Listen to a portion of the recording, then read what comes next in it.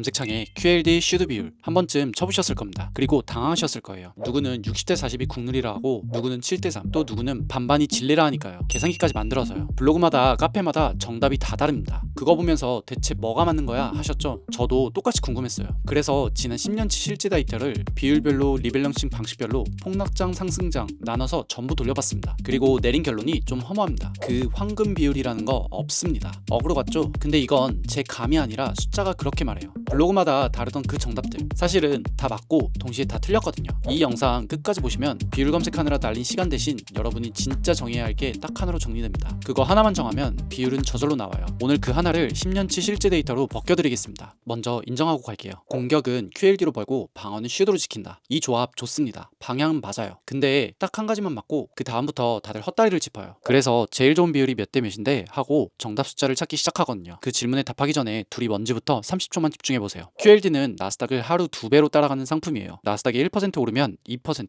1% 빠지면 마이너스 2%. 잘 나갈 땐 2배로 벌지만 흔들리면 2배로 아픕니다. 수수료도 연 0.95%로 비싸고 배당은 거의 없어요. 슈드는 정반대예요. 배당 꼬박꼬박 주는 미국 우량주 100개, 코카콜라, 펩시, 홈디포 같은 회사들 연 3% 넘게 배당 주고 수수료는 0.06%. 덜 벌지만 덜 흔들려요. 브레이크죠. 그런데 이 QLD 같은 배율 상품 제가 위험하다고 겁주는 게 아니에요. 이걸 만든 회사부터 그렇게 말합니다. QLD, TQQQ를 만드는 프로시어스 공식 문서에 못 박아놨어요. 이 상품은 하루짜리다. 하루보다 오래 들 목적이 아니다. 미국 금융당국 SEC랑 필라도 투자자 경보를 냈고요. 하루 단위로 설계된 상품이라 오래 들면 위험하다고요. 게다가 이런 배율 상품 누가 사고 있는지 아세요? 기관이 아니에요. 최근 미국 방송에서도 짚었는데 레버리지 상품 대부분을 개인 투자자가 사들이고 있습니다. 만든 회사도 당국도 하루짜리라는데 정작 개인들을 그걸 몇 년씩 들고 비율이 몇 대 몇이 정답이냐를 검색하고 있는 거예요. 그 질문 자체가 왜 틀렸는지 지금부터 보여드릴게요. 오늘 딱 3개만 봅니다. 하나, 비율별로 10년 걸리면 진짜 얼마가 되고 얼마나 빠지는지 실측으로. 둘, 그래서 여러분이 비율 대시 정해야 할 게 뭔지. 셋, 비율보다 결과를 더 크게 바꾸는 아무도 얘기 안 하는 숨은 레버 하나. 이 3개를 보고 나면 비율 고민은 오늘로 끝납니다.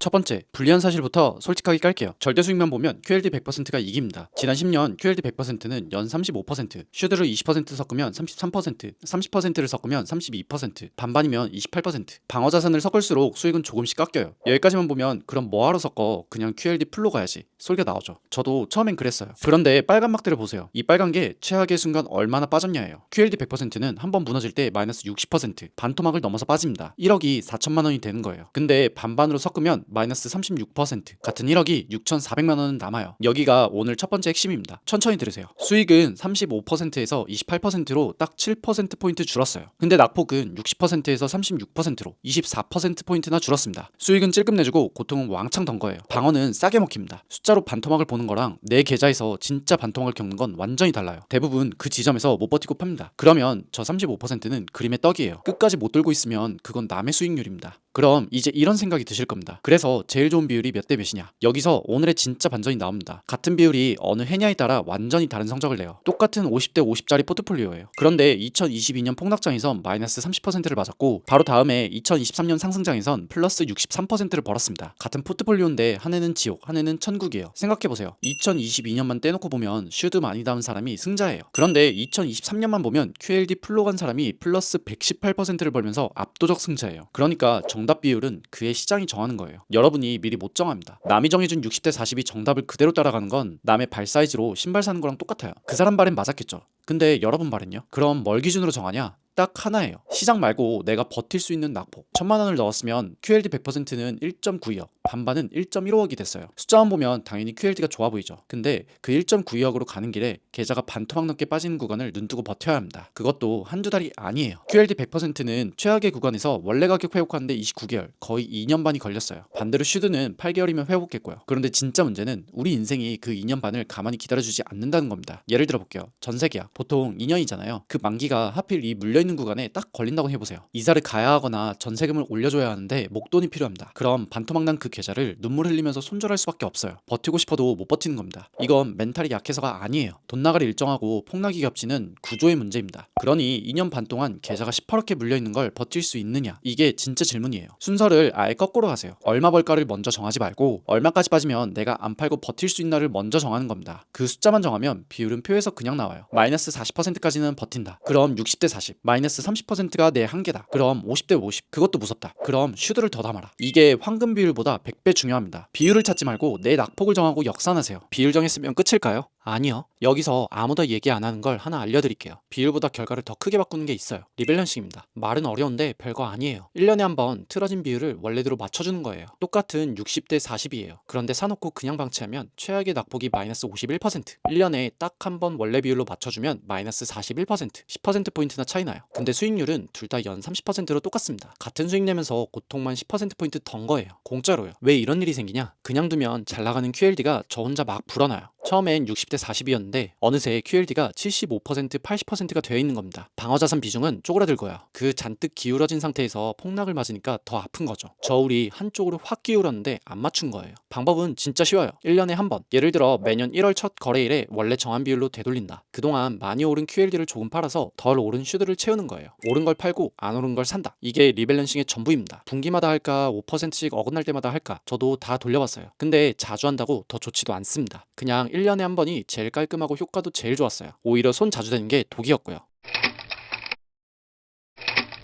여기까지 오면 이런 분들이 있죠. 그래도 크게 벌고 싶은데 2배 말고 3배 TQQQ는 안 되냐? 그 마음 이해합니다. 그래서 비교해봤습니다. 3배 TQQQ는 지난 10년 연 43%, 2배 플러스 방어 반반은 연 28%, 수익은 3배가 15%포인트쯤 더 높아요. 여기까지 보면 훅하죠. 그런데 최악의 낙폭이 TQQQ는 마이너스 80%입니다. 찍혀있던 돈의 5분의 1만 남는 거예요. 1억이 2천만 원 돼요. 반반은 마이너스 36%고요. 수익은 15%포인트 더 버는데 고통은 2배 넘게 아픕니다. 계좌가 마이너스 80% 근처까지 몰리면 대부분 그 바닥에서 팝니다. 그리고 꼭 그 뒤에 반등하죠. 그래서 결론은 하나예요. 제일 좋은 전략은 수익률이 제일 높은 전략이 아니라 내가 끝까지 안 팔고 버틸 수 있는 전략입니다. 버틸 자신이 없으면 그 화려한 수익률은 남의 겁니다. 정리할게요. 오늘 하나만 가져가시면 돼요. 황금 비율 찾지 마세요. 없어요. 대신 순서를 이렇게 바꾸세요. 하나, 내가 버틸 낙폭부터 정한다. 둘, 거기 맞는 비율을 표에서 고른다. 셋, 1년에 한 번만 원래 비율로 되돌린다. 이게 전부입니다. 세상엔 두 종류의 투자자가 있어요. 남의 황금 비율을 검색하고 다니는 사람, 그리고 자기가 버틸 낙폭을 아는 사람. 시장이 폭락할 때 이 둘은 완전히 다르게 행동합니다. 그리고 10년 뒤 계좌도 완전히 갈려요. 생각해보세요. 남이 정해준 황금 비율 그대로 따라갔다가 계좌가 반토막 났어요. 그때 그 사람들이 여러분 전세금 대신 내줍니까? 대출이자 대신 갚아줍니까? 아니잖아요. 물리는 것도 버티는 것도 손절하는 것도 전부 여러분 몫입니다. 그러니 비율도 남이 아니라 여러분이 정해야 하는 거예요. 그러니 오늘 딱 30초만 쓰세요. 지금 계좌 열어서 딱 한 줄 적어보세요. 내 돈이 몇 퍼센트 빠지면 나는 판다. 그 숫자가 여러분 비율의 정답입니다. 남이 아니라 여러분이 정하는 거예요. 그리고 그 숫자 괜찮으면 댓글에 하나 남겨주세요. 나는 몇 퍼센트까지 버틴다. 다른 분들 숫자만 봐도 내 자리가 어디쯤인지 감이 잡히실 거예요. 황금 비율은 없지만 여러분한테 맞는 비율은 있습니다. 그건 시장이 아니라 여러분이 정하는 거고요. 지금까지 여의도 아빠였습니다.